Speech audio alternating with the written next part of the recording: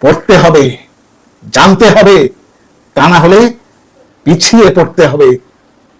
ধর্মের অন্ধবিশ্বাস বা অন্ধকারের বিরুদ্ধে সংগ্রামে বঙ্গমনীষার ইতিহাস একের পর এক মানুষের আবির্ভাব,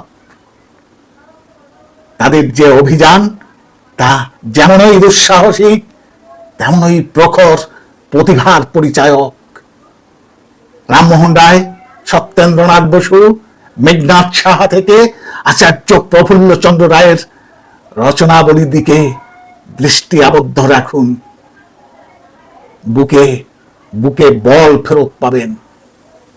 এইসব দীপ্ত মেধাবীরা ধর্মান্ধতার পূর্ণ জাল ছিন্ন ভিন্ন করে অন্ধকারের বিরুদ্ধে আলোর মশাল জেলে যুক্তিনিষ্ঠ নির্মল চিন্তার হাতিয়ার হাতে বিজ্ঞানের সমর্থনে এগিয়ে এসেছেন। নাস্তিক অপবাদের তোয়াক্কা করেননি। একজন নয়, দুজন নয়, একের পর এক এক এহেন মনীষার আবির্ভাব হয়েছে।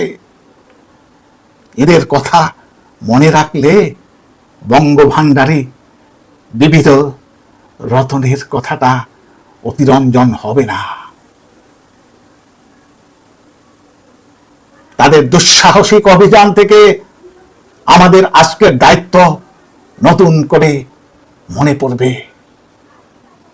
অন্ধকারের আতঙ্কে জড়সড় হয়ে থাকার বদলে তারা আমাদের এক বিরাট দায়িত্বের ভার দিয়ে গিয়েছেন। সে দায়িত্ব হলো প্রতিরোধের প্রতিজ্ঞায় অবিচল থাকা। হয়তো মার আসবে, মার খেতে হবে, কিন্তু মারের ভয় নেতিয়ে পড়া মানে আরো বেশি মারের মুখে পড়া। তাদের এই প্রতিরোধের প্রতিজ্ঞায় অনুপ্রাণিত হবার দিন এসেছে। সময় কম, তাই আজকেই, এক্ষুনি। কেননা যদি মানুষের মতো বাঁচতে চাই, যদি আমাদের সন্তানদের জন্য রেখে যেতে চাই এক সুস্থ সমাজ,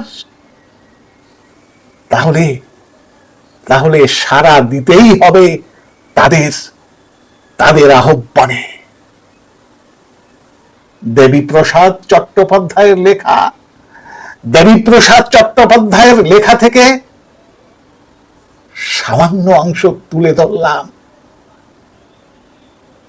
আজ এই পর্যন্ত। ততক্ষণ ভালো থাকবেন, সুস্থ থাকবেন। ধন্যবাদ।